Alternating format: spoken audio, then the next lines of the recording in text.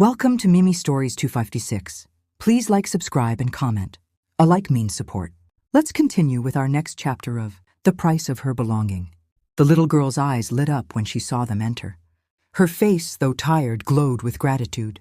She clasped her hands together and made her small, practiced bow.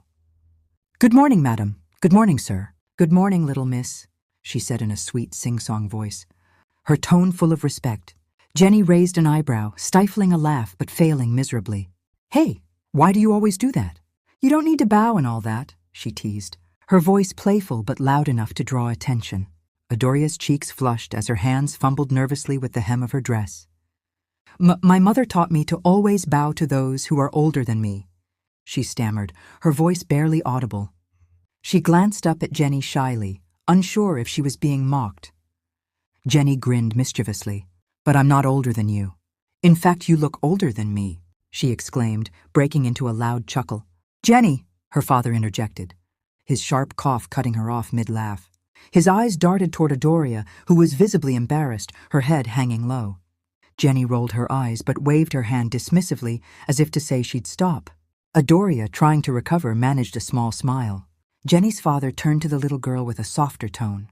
"So, how's your mother doing now, dear?" Adoria brightened a little, her voice gaining confidence. "She's doing much better, sir. Thanks to you and madam, the doctor says we'll be able to go home tomorrow." "That's wonderful news," Jenny's mother said warmly, her face lighting up with relief. She stepped closer, her voice gentle. "I'm so glad to hear that. You both have been so brave." Before anyone could add more, a faint groan sounded from the hospital bed. Adoria's ears perked up and she turned swiftly, rushing to her mother's side. "Mom!" she cried, grabbing her mother's hand tightly. "You're awake. Look, the kind people who helped us yesterday are here."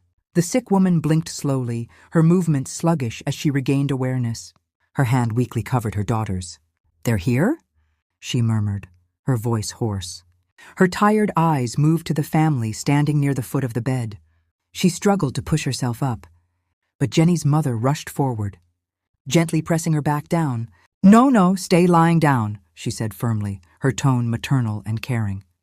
"You're still recovering. Please don't strain yourself." The woman hesitated but relented, her head sinking back into the pillows. Her voice, though weak, was full of sincerity. "Thank you. Thank you so much for what you did. Yesterday I was so scared for my little Rhea," she said, her eyes misting over. "She refused to leave the house and I didn't know what to do. Your